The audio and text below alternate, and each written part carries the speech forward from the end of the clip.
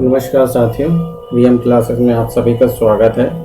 आपका जो है basically mechanical EAC portion part 2 हम करने वाले हैं। मैं अपना ब्रीफ देना चाहूँगा। मेरा नाम विपिन मिश्रा, बेसिकली अनूपपुर डिस्ट्रिक्ट से बिलोंग करता हूँ। जी हाँ, माँ नर्मदा का उद्गम स्थल है। मध्य प्रदेश की लाइफलाइन कहे जाने वाली नर्मदा का ओरिजिन है।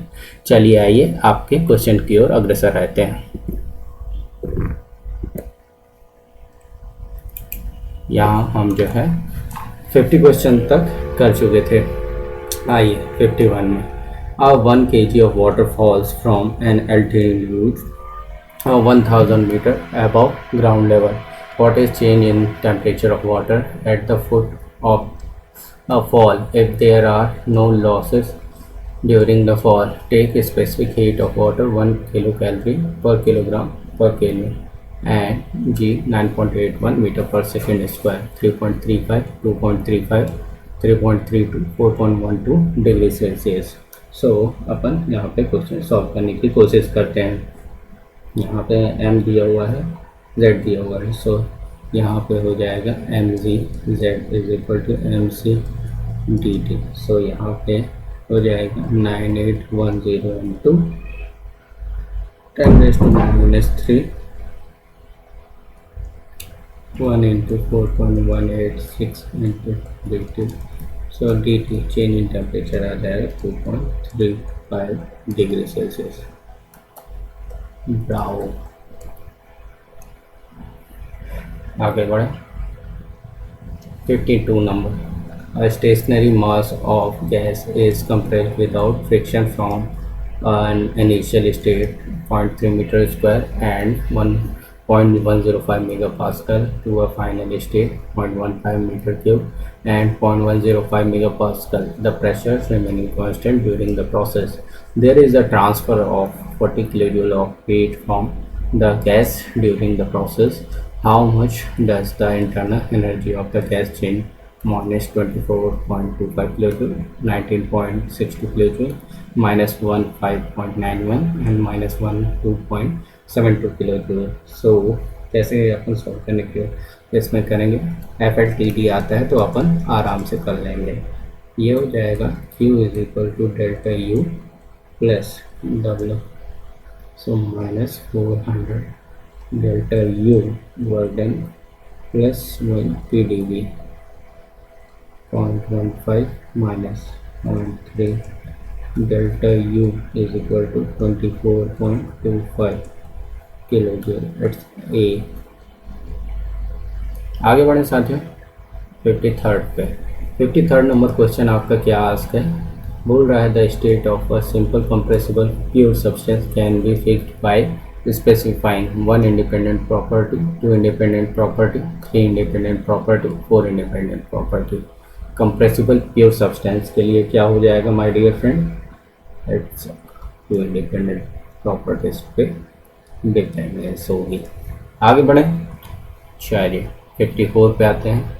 इन अ थर्मोइलेक्ट्रिक थर्मोमीटर को for 3 degree Celsius temperature the EMF is given as E 0.003 T minus 5 into 10 raised to power minus 7 T square plus 0.5 into 10 raised to power minus 3 volts. The thermometer is having reference junction at ice point and is calibrated at ice point and steam point. What is temperature shown by thermometer for a substance 30 degrees Celsius? 33.23, 36.28, 41.23, 46.28 degree Celsius. Which one is right one my dear? अगर आपको जो है temperature का जो है कुछ इस तरह से होता है, ice point and steam point हमको पता होता है।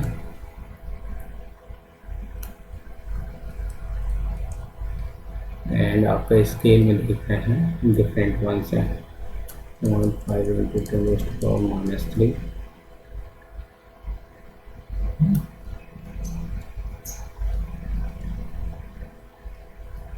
लास्ट। तो यहाँ पे T minus 100 minus 0.09 minus 0.5 into 10 raised to power minus 3 upon 0.29 5 minus 1 5 and this minus 3. So temperature कितना होगा 30.313 डिग्री सेल्सियस।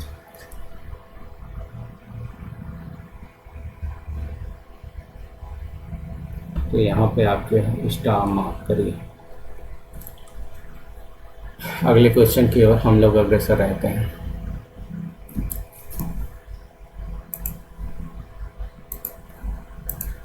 नेक्स्ट 55 में consider the following statement for comparison of heat and work. Both heat and work are transient phenomena. Heat and work are boundary phenomena. Both heat and work are path function and inexact differentials. इसमें कौन सा statement correct होगा? 1 2 1 2 3 2 3 1 3।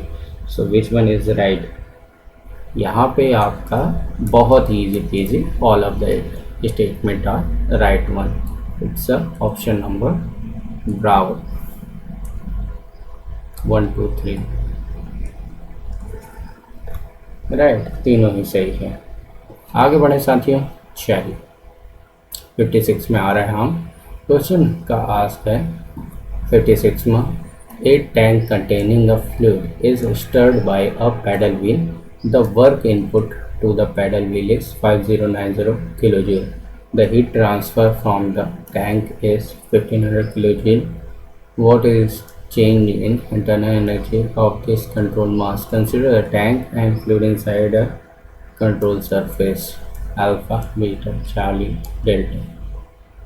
So अगर इसमें लगाने का प्रयास करेंगे, COP रेफ्रिजरेटर का desired effect upon work input. सो टेम्परेचर हो जाएगा 277 315 माइनस 277। आपका desired effect 2 work work. So work कितना निकल के आएगा? 0.274 किलोवाट।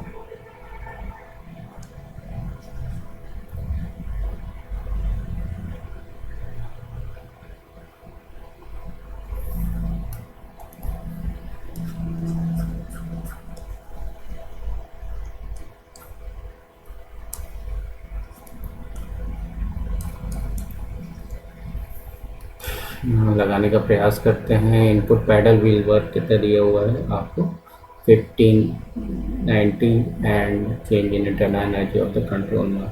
FLTD लगेगा, बहुत ही simple. Q is equal to delta U plus work done. So number minus 1500 change in energy plus minus 5090 change of internal energy 3590 kilojoule. It's a B as in Bravo is it right one. Right, आगे बढ़ते हैं my dear. 57 में क्या है? During the charging of storage battery the current is 20 ampere and the voltage is 12.8 volt. The rate of heat transfer from the battery is 10 watt. At what rate is the internal energy increasing? Minus 256 joule per second plus 256 joule per second, 256 plus and last minus 246 joule per second. So प्रयास करते हैं इसे लगाने का। क्या हो जाएगा?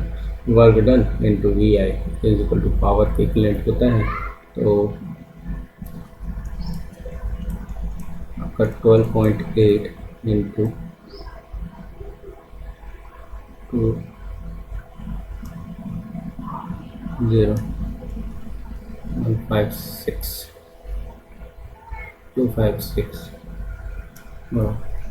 Q is equal to delta U plus work done. तो ये हो जाएगा 10 change of internal energy minus 256। Internal energy कितना हो जाएगा? 246 किलो।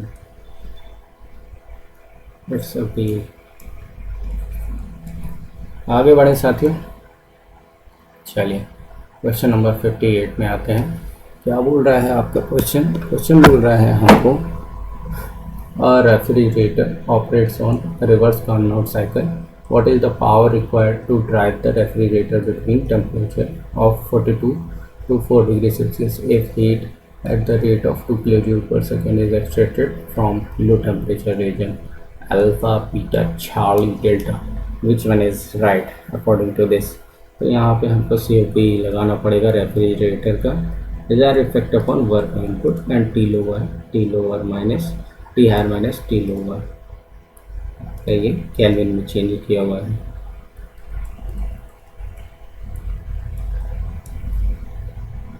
वर्क कितना हो जाएगा मतलब 0.274 किलोवाट. It's C Charlie. आगे बढ़े. चलो क्वेश्चन नंबर 59 में बोल रहा है entropy generated as generation can be taken as criteria to indicate feasibility of process. Which of the following conditions are correct? If entropy generation then Hn is equal to 0, process is reversible process. Hn more than 0, the process is irreversible process. Hn is less than 0, process is impossible. So which one is right? अरे साथियों entropy का जो है basic जो है आप पढ़ते हैं ये वाला केस जो तीनों ही हैं alpha beta Charlie delta. Delta is your right one. 60 number question में आते हैं. क्या बोल रहा है 60 नंबर क्वेश्चन हमारे स्क्रीन के ऊपर. What is the criteria radius of insulation for asbestos. Thermal conductivity 0.17 watt per metre per degree Celsius surrounding a circular pipe and exposed to room air at 20 degrees Celsius with heat transfer coefficient 3 watt per meter square per degree Celsius. Alpha, beta, Charlie, delta. Which one is right? तो R critical हो जाएगा K insulation by 4.17 by H की value 3 है. K by H 5.67 centimetre.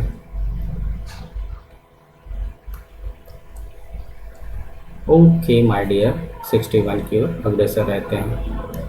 क्या है water is flowing through a pipe diameter 200 millimetre with a velocity 3 metre per second.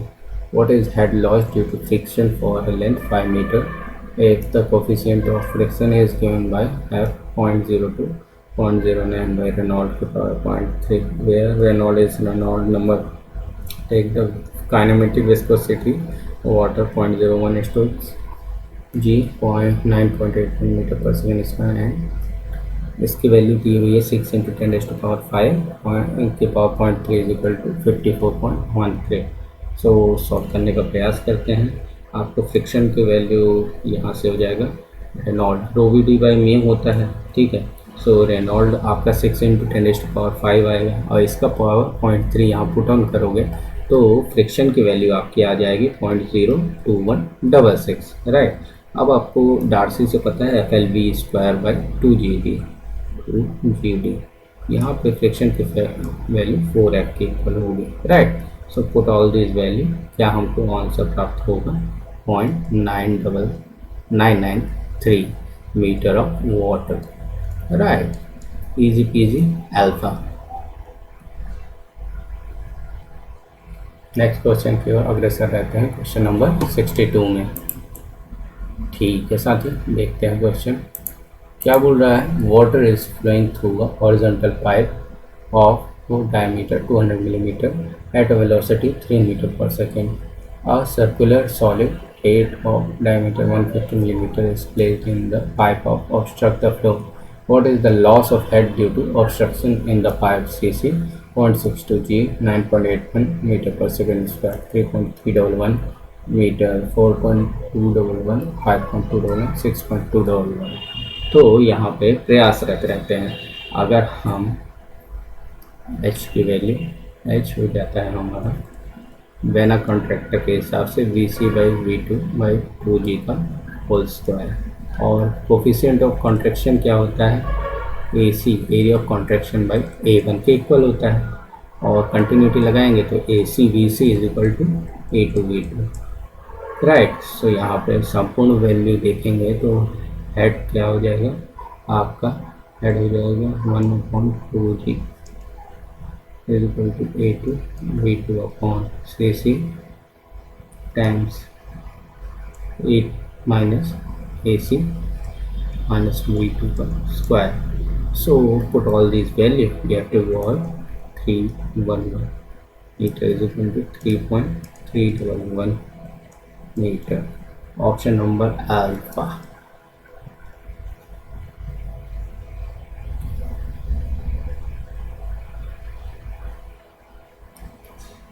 Next 63 में आते हैं. 3 pipes of length 800 meter, 500 meter and 400 meter and of the diameter 500, 400 and 300 millimeter respectively are connected in series. These pipes are to be replaced by a single pipe of length 1700 meter. What is diameter of single pipe? Which one is right? Alpha, beta, Charlie, delta. यहाँ लगाने का प्रयास करेंगे. यहाँ पे series है L equivalent B equivalent power 5, L1 D1 5, L2 by D2 to 5 plus L3 by D3 power 5. Put all these value.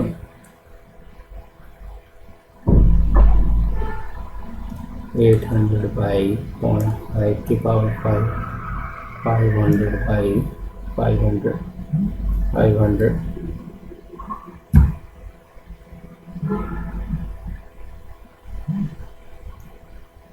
By क्या हो जाएगा 0.4 की पावर 5 प्लस 400 बाई 0.3 की पावर 5.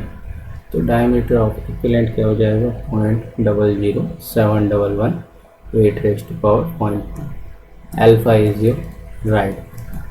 आगे बढ़ते हैं माय डियर साथियों क्वेश्चन नंबर 64 की ओर. 64 है हमारे स्क्रीन के ऊपर, ये रहा.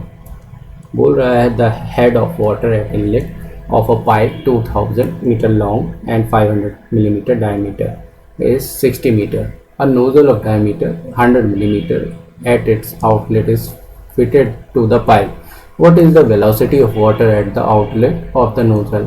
F 0.01 for pipe. Take G 9.81 meter per second square. So alpha, beta, Charlie, delta क्या होगा? लगाने का प्रयास करते हैं. नोज़ल है, नोज़ल में ऐसे की थोड़ा बहुत यूटिलाइजेशन देख लेंगे तो हो जाएगा आपका Vx²/2g. सो यहाँ पे h माइनस चेफ इज इक्वल टू Vx²/2g के square. Area of nozzle π/4 dx² तो 0.00785. प्रयास करते हैं 4 इंटू 0.01 डार्सी वाला minor loss major loss 4 FLV² by 12.1 into 0.55 and Q square is equal to Vx²/2g. So यहाँ से Vx कितना गेन होगा 30.61 metre per second. Option number alpha is your right option. आगे बढ़े माय डियर साथियों. चलिए आगे बढ़ते हैं नेक्स्ट क्वेश्चन की ओर. 65 में क्या पूछ रहा है? ये पूछ रहा है आपका water is flowing with a velocity of 1.5 metre per second in a pipe of length 2500 metre and of a diameter 500 millimetre. At the end of pipe a valve is provided. What is the rise in pressure if valve is closed in 25 seconds? Value of C 1460 meter per second. So which of the following option according to this is right one my dear? लगाने का प्रयास करते हैं question. तो यहाँ पे आपका दिया हुआ है velocity 1.5, length 2500 metre, diameter 500 millimetre और क्या दिया हुआ है 1460. ये आपका कांस्टेंट की वैल्यू दिया हुआ है. तो अगर लगाते हैं तो T is equal to 2L/C 2 into 2500 बटे 1460 which is equal to 3.42. So यहाँ पे अपन देखते हैं 2L/C 3 days.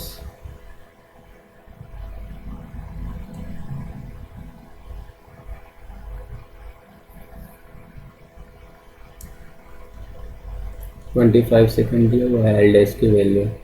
सो आपका हो जाएगा टी 2L/c के 2 इंटू 2500 1460 क्या होगा 3.425 के इक्वल, राइट। सो आपका यहाँ से रो बी L/Ls 10 क्यूब 1.5 2500/25 15 न्यूटन पर सेंटीमीटर स्क्वायर। ब्रावो, आगे बढ़े। चलिए 66 नंबर क्वेश्चन बोल रहा है if a submerged body in unstable equilibrium the centre of buoyancy is below the centre of gravity. Bravo, बोल रहा है the centre of buoyancy is above the centre of gravity. Next बोल रहा है Meta centre is below the centre of buoyancy, Meta centre is above the centre of buoyancy. So which one is right? It's a. Unstable equilibrium के लिए buoyancy जो है आपका सी जी के नीचे होता है, तब होता है। रिमेनिंग 3 स्टेटमेंट जो है आपका अलग अलग चीज़ों के लिए, न्यूट्रल और स्टेबल कंडीशन के लिए। How much of the concrete with gamma मतलब rho g 25 newton per metre cube just be attached to a beam having a volume of 1 meter cube and specific gravity 0.6 to cause both sink in water g 9.81 meter per second square alpha beta charlie delta। so यहाँ पे प्रयास करते रहेंगे। so weight of the cone is plus weight of the beam is equal to buoyancy force equal 2500 into B plus 600 into 9.81 into 0.1 is equal to 9810 V plus 0.1 के equal. सो यहाँ पे volume कितना होगा 0.0258327 मीटर क्यूब के ऊपर,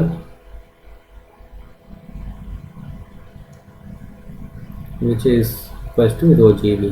तो यहाँ पे 20 into 10 cube into 0.025837 final value, ये अपन वेट कैलकुलेट कर लेंगे। So 0.645 kilo newton delta, right according to this. Easy peasy, आगे बढ़े माय डियर। चलो क्वेश्चन नंबर 68 में अग्रसर होते हैं my dear. A liquid has a specific gravity 1.9 and a kinematic viscosity 6 stokes. What is dynamic viscosity? Alpha, beta, Charlie, delta। देखते हैं हम यहाँ पे आपको म्यू डायनामिक विस्कोसिटी रो न्यू पता है, राइट। सो आप पुट ऑल दी वैल्यू। सो यहाँ पे हो जाएगा माय डियर न्यू हो जाएगा 6 इंटू 10⁻⁻⁴ एंड आपका जो है रो हो जाएगा 1900 क्योंकि एस दिया हुआ है 1.9 kg per metre cube. So final value 1.14 newton second per metre square. It's a is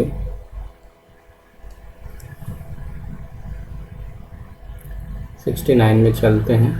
69 question number बोल रहा है हमको, ये बोल रहा है Oil of specific gravity 0.8 flows through a 0.2 meter diameter pipe under a pressure of 100 kilonewton per meter square. The datum is 5 meter below the center line of the pipe and total energy with respect to datum is 35 Newton meter per Newton. The discharge is take G 9.81 meter per second square. Alpha, beta, Charlie, delta. Which one is correct? So according to this, so total head हो जाएगा आपका P by rho g plus z plus v square by g. So यहाँ पे put all this value 35 is equal to 100 into 10 cube by 800 into 9.81 plus 5 plus v square by 2g। यहाँ से velocity आ जाएगा 18.4 metre per second. तो discharge हो जाएगा A V के equal, तो 8.5780 मीटर क्यूब पर सेकेंड। क्यू की वैल्यू आ जाएगी यहाँ से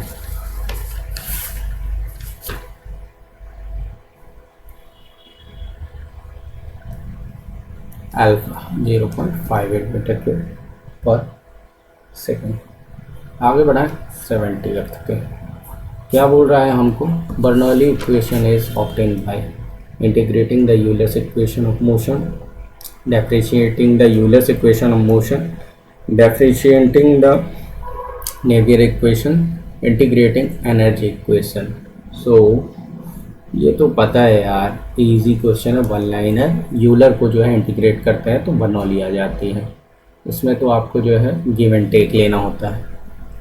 71 में आते हैं, which one of the following is not the methodology of control separation of flow form boundary in application of aerofoils, streamline of blunt body shape, fluid ejection from the boundary layer, suction of fluid from boundary layer, creation of motion of the boundary wall। So not के condition में कौन सा यहाँ पे stable होगा? Bravo, बाकी तीनों correct हैं अकॉर्डिंग टू दिस, राइट। चलो 72 है question, what is the value of mass of air in a room of size 4 metre 5 into 6 meter at 100 kilopascal and 25 degree Celsius. Take R 0.287 kilopascal meter cube per kilogram Kelvin inverse 150, 180, 140 and 130। So प्रयास रहेंगे P V is equal to M R T से लग जाएगा। सो M की value हो जाएगी यहाँ पे, पी कितना है आपका 100 किलोपास्कल, वी कितना है 456 एंड आर टी 0.287 गिवन दिया हुआ है और टी 290 है। सो फाइनल वैल्यू आ जाएगी आपकी 140.3 kg। So according to this Charlie is the right option, correct. चलो आगे बढ़े हैं, 73 पे आते हैं।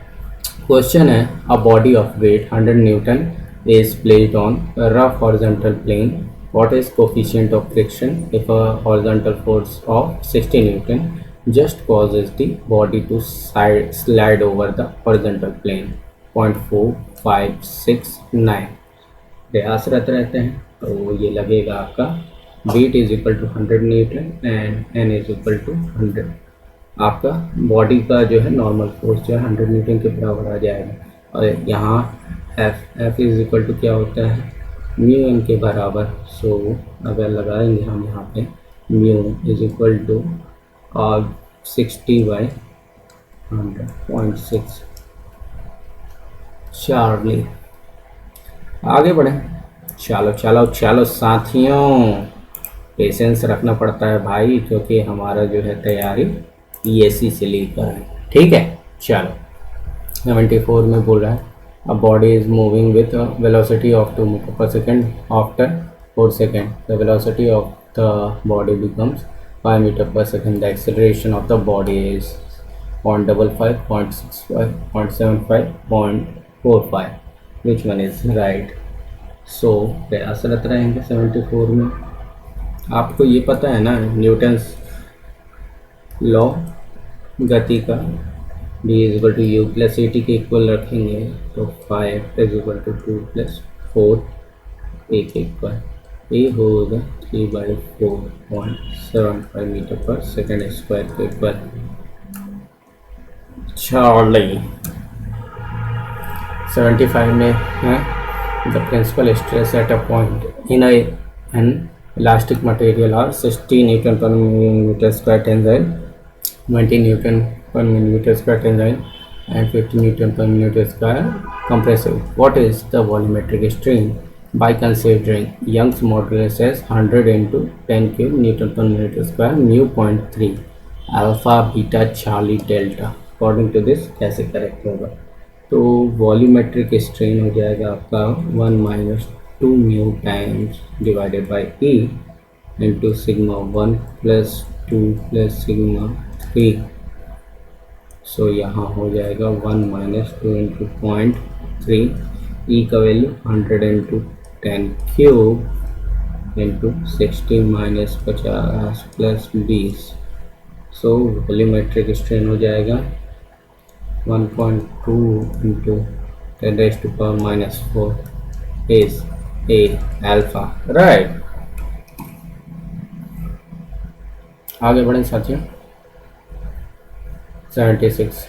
A man whose weight is 650 Newton standing on the ground raises a load of 3000 Newton by means of single string system of pulleys. There are 6 light pulleys in each block. The thrust on man on the ground.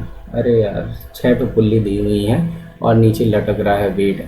Single man का wait पे दिया हुआ है 650 Newton और load दिया हुआ है 3000 Newton.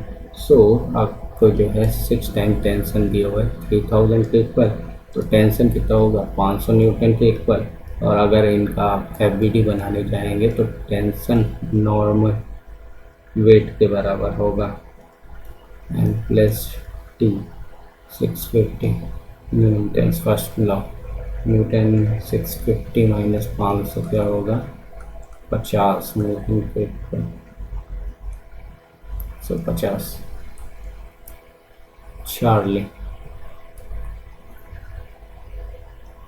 77 में आते हैं। A particle starts with initial velocity of 200 centimetre per second and move with uniform retardation of 10 centimetre per second square.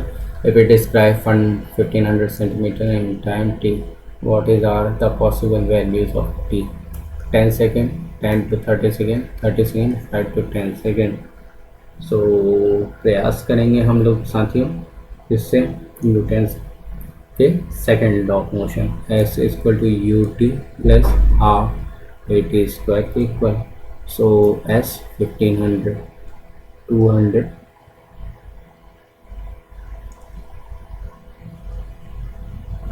Plus half into -10 t square.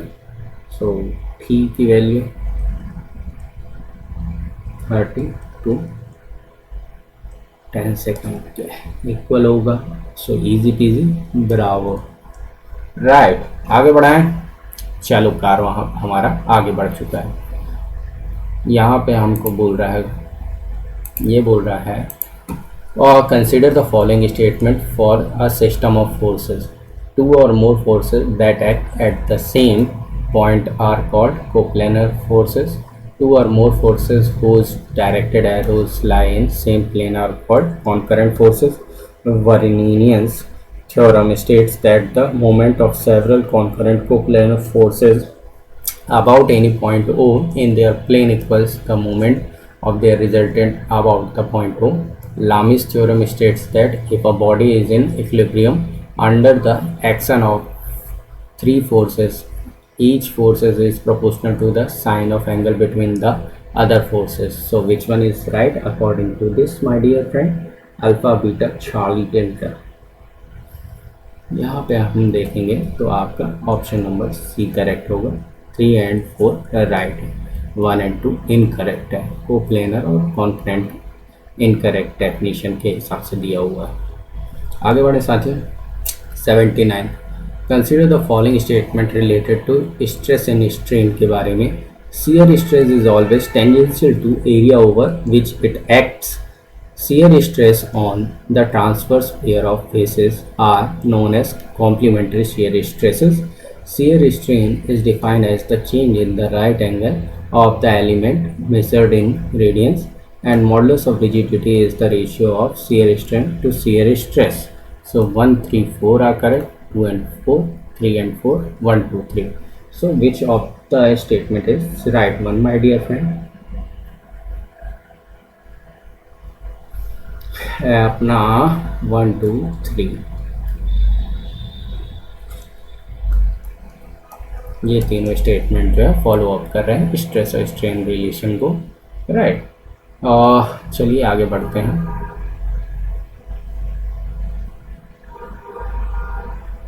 Question है हमारा 80th, स्ट्रेस और स्ट्रेन एनालिसिस से related है। The stress component on any inclined plane can easily be found with the help of geometrical construction known as Mohr stress circle. The ratio of longitudinal strain to lateral strain is known as Poisson's ratio. And when a body is acted upon by three mutually perpendicular forces, there is change in volume of body, which is referred to as dilation of the material, and the ratio of original volume to increase in volume is known as volumetric strain. So 1 and 3, 2 and 4, 3 and 4, all of the above 1, 2, 3, 4. So यहाँ पे आपके पूरे option correct है, delta सभी statement आपके correct है।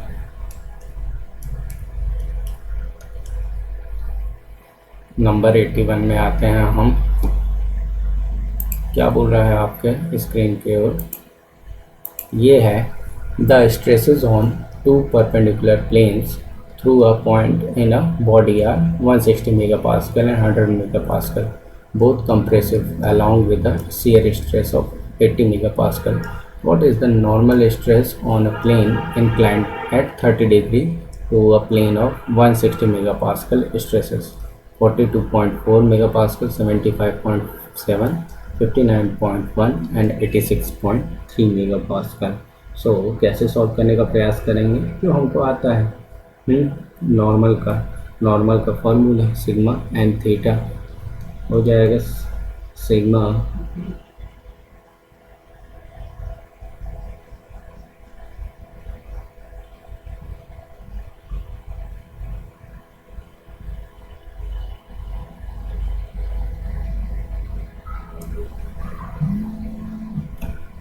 प्रयास कर रहेंगे, यहाँ पे लगाने का प्रयास करेंगे क्वेश्चन। सो 81 में बोल रहा है the stresses on two perpendicular plane. तो कंस्ट्रक्ट करेंगे यहाँ पे हम एक फिगर। सो दिख रहा है हमको माइनस का कंप्रेसिव है ना, सो 100 एंड माइनस का 160 और साथ में आपको क्या दिख रहा है, आपको शेयर 80। सो यहाँ पे एन थीटा हो जाएगा आपका, बताइए इसका तो कैसे लगाएंगे, आपका हो जाएगा my dear sigma x 1/2 minus 160 minus 100 plus 1/2 over the minus 160 plus 100 cos of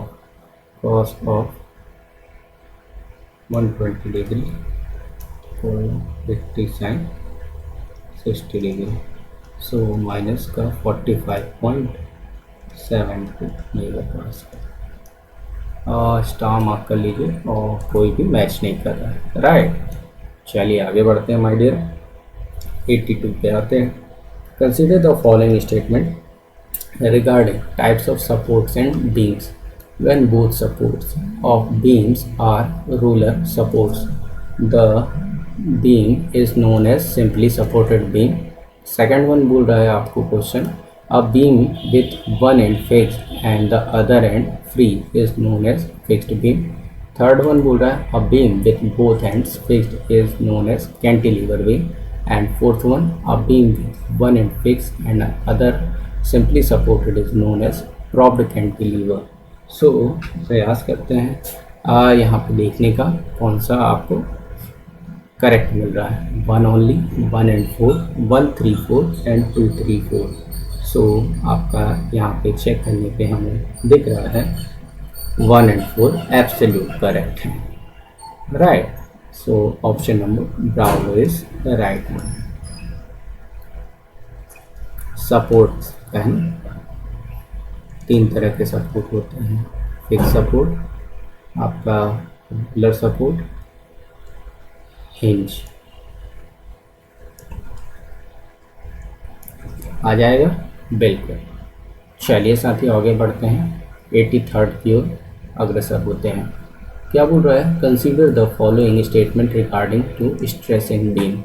if a member is subjected to equal and opposite couples acting in the same longitudinal plane, the member is said to be in pure bending. The internal stresses developed in a beam are known as flexural stresses.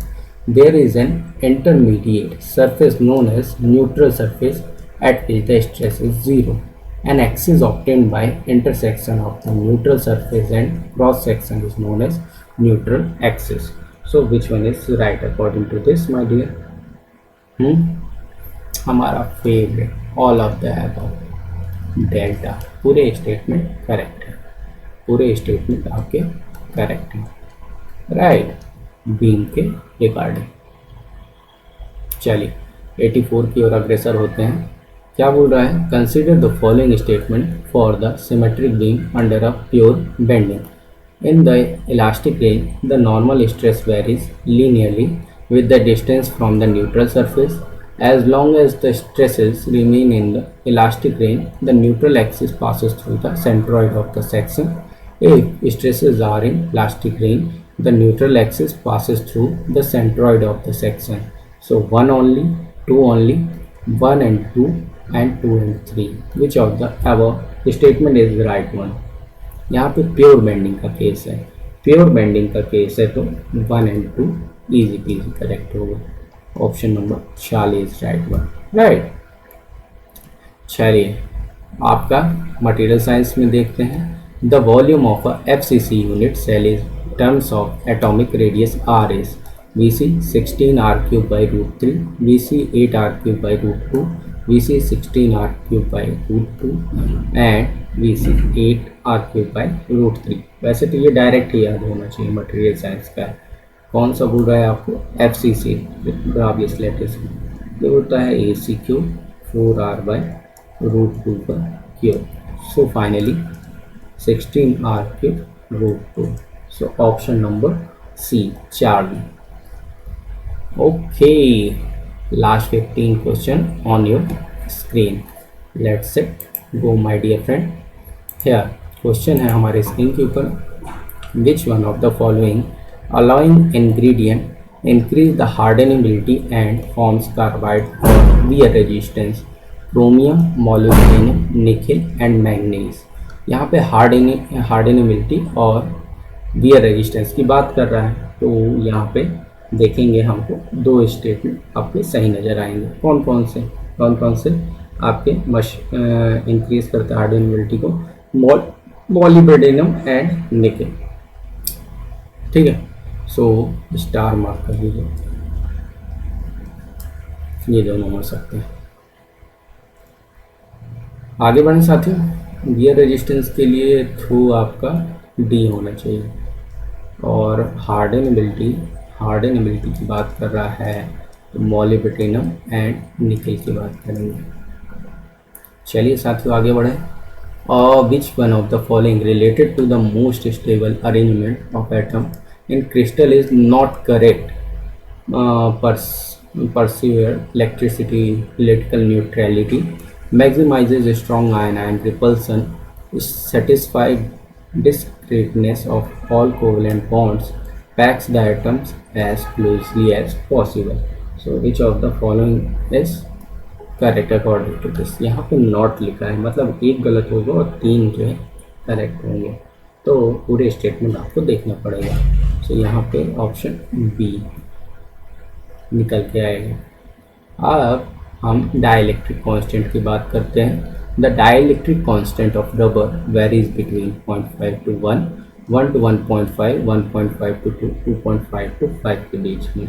सो अगर हम देखते हैं basically dielectric constant का, तो rubber की value 4 के बराबर होती है। सो यहाँ पे लिमिट के अकॉर्डिंग आपका डी होगा, it's D. Okay, next. Consider the following statement for ductile fracture. The material undergoes a substantial plastic deformation with high energy absorption before fracture. Presence of cracks on the surface of material initiates this type of failure. Fracture occurs due to necking. 1 only, 1 and 2, 2 and 3, 1 and 3. So according to this, which one is right one, my dear? Ductile fracture से related है ना, so it's 1 and 3, right. Material undergoes substantial plastic deformation with high energy absorption before fracture and fracture occurs due to necking। ये वाला correct बैठेगा। आगे चलते हैं।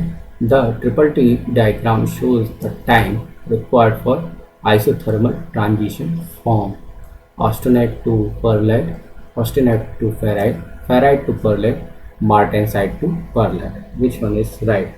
Triple T की बात कर रहे हैं तो ऑस्टेनाइट टू परलाइट का ये ट्रांजिशन देखता है। सो अल्फा इजी। Last 10 question on your screen, part 2 का है ये सी। ये बोल रहा है iron at 20 degree Celsius is BCC with atoms of atomic radius 0.124 Newton meter. What is the lattice constant A for the cube edge of the iron unit cell? 0.2864 nanometer, 0.1496 nanometer, 0.2173, 0.1756 nanometer. So यहाँ पे किसके लिए बोल रहा है? BCC के लिए। So A is equal to 4R by √3 के इक्वलेंट होता है 4 इंटू 0.124 बाय √3, तो क्या हो जाएगा 0.2864 नैनोमीटर के equivalent. So alpha is the right one. ठीक है, नेक्स्ट 92 पे अग्रसर रहते हैं। क्या बोल रहा है? Copper has a FCC crystal structure and a unit cell with a lattice constant 0.361 nanometre. What is interplanar spacing D220, which one is right. यहाँ पे FCC की बात कर रहे हैं। ओके, सो आपको पता है डेंसिटी निकालने का formula A by 2 square plus 2 square plus 0। A की वैल्यू कितनी है? 0.361 नैनोमीटर। सो फाइनली आपका कितना हो जाएगा? 0.1278 नैनोमीटर के इक्वल आ जाएगा। ऑप्शन नंबर डी आपका बिल्कुल सही हो जाएगा। ठीक है साथियों, आगे बढ़ते हैं माय डियर। 93 पे चलते हैं। Which one of the following is not a step of lever rule और determination of phase amount. A tie line is constructed across the two phase region at the temperature of the alloy. The overall alloy composition is located on the tie line. Perpendiculars are dropped from these intersection to the horizontal composition axis from which the composition of each of the respective phases is read, and the fraction of one phase is computed by taking the length of tie line from the overall alloy composition to the phase boundary for the other phase and dividing by the total tie line length. So which one is right? Alpha, beta, Charlie, delta. यहाँ पे आपको not का focus करना जरूरी है, मतलब एक incorrect है और रिमेनिंग 3 जो है करेक्ट है। फेज लीवर रूल क्या है? अरे पता ही है यार लीवर रूल के बारे में। सी यहाँ पे उभर के निकलेगा 93 पे। आगे की ओर अग्रसर रहे साथियों।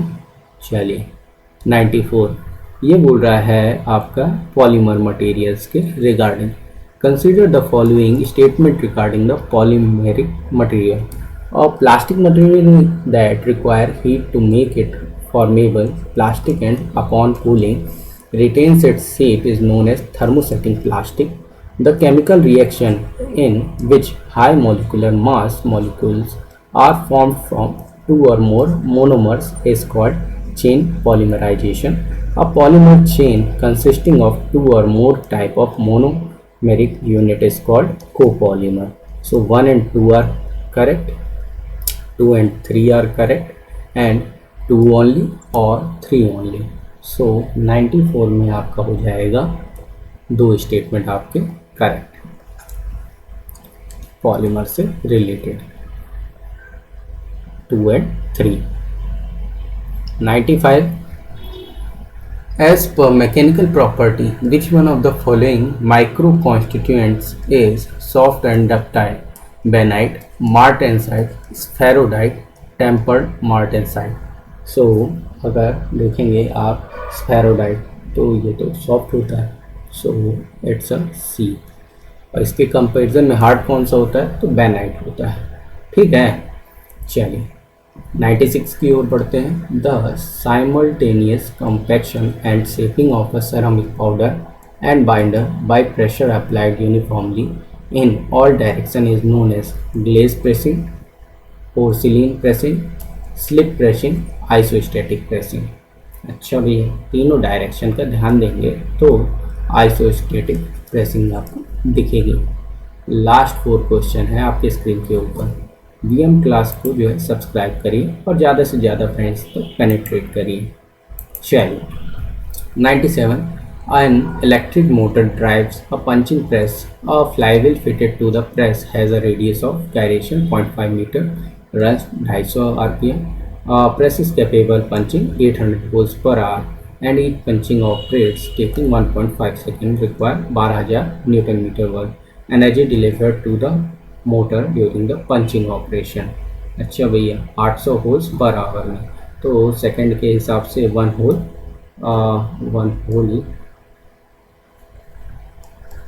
पर 4.5 सेकेंड में होगा। साइकिल टाइम कितना है आपका 4.5 सेकेंड, तो फोर्स इंटू पंचिंग टाइम कितना है 1.5, तो energy of hole 12,000 newton metre. Power of motor क्या हो जाएगा, energy into number of hole per second, तो ये हो जाएगा आपका 12,000 गुणे 800 बटे 3600, 2,666.667 एंड एनर्जी आपका delivered by motor through the punching time equal to 1.5 के इक्वल, सो 1.5 इंटू 12,000 बाय 4.5 कितना निकल के आएगा my dear friend, 4,000 newton metre. Charlie, ये फ्लाईव्हील वाले बहुत लफ्फू क्वेश्चन होते हैं, अगर आपको मेथड आता है तो आता है, बहुत जल्दी आप ये उड़ा देंगे। अ linkage has 11 links and 4 loop. What is the degree of freedom if it has single turning pair? अब देखो ये लूप वाले क्वेश्चन है, एक आध बार ही आए हैं, लेकिन अगर आपको फॉर्मूला याद है तो बन जाएगा, नहीं तो राम भरोसे लग जाएंगे। तो डिग्री ऑफ फ्रीडम हो जाएगा 11 माइनस 2 टाइम्स 4 माइनस 1, इसमें प्लस 1 होगा, 11 में से 9 हो गया 2, डिग्री ऑफ फ्रीडम आ जाएगा आपका 2। सेकेंड लास्ट क्वेश्चन है आपके स्क्रीन के ऊपर 99. Which one of the following is the application of first inversion of single slider crank chain, hand pump, reciprocating engine, electrical trammer, Whitworth quick return mechanism. First inversion तो आपका engine ही होता है ना, engine ही होता है, तो इट्स अ ब्रावो। इतना सरल नहीं बनेगा क्या। लास्ट आपका है क्वेश्चन पार्ट 2 का EAC 2021 मैकेनिकल, ये है आपका कैम से रिगार्डिंग स्टेटमेंट देखना। पहला बोल रहा है a cam in which the follower moves radially from the centre of rotation of the cam is known as disc cam. A globoidal cam is double disc cam, the two disc being keep together and are in constant touch with the two rollers of a follower. A conjugate cam can have two types of surface, convex or concave. In a spherical cam, the follower oscillates about an axis perpendicular to the axis of rotation of the cam. So यहाँ पे कौन सा option आपको correct नज़र आ रहा है, alpha beta Charlie delta 1 and 4, 2 and 4, 2 3 and 1 2 3 4। मैं बताना चाहूँगा साथियों यहाँ पे आपका ऑप्शन नंबर ए राइट है, 1 and 4। A cam in which the follower moves radially from center of rotation of the cam is known as disc cam, and fourth one in a spherical cam the follower oscillates about the axis perpendicular to the axis of rotation of the cam। Correct. चलिए यहीं तक हमारा session रहेगा। VM classes को like share subscribe जरूर करिए और ज़्यादा से ज़्यादा फ्रेंड्स तक इसे पेनिट्रेट करने की कोशिश करिए और प्रगति के पथ पर अग्रसर रहिए साथियों और कंटिन्यूअस जो है फॉलोअप करते रहिए। Thank you, have a great day.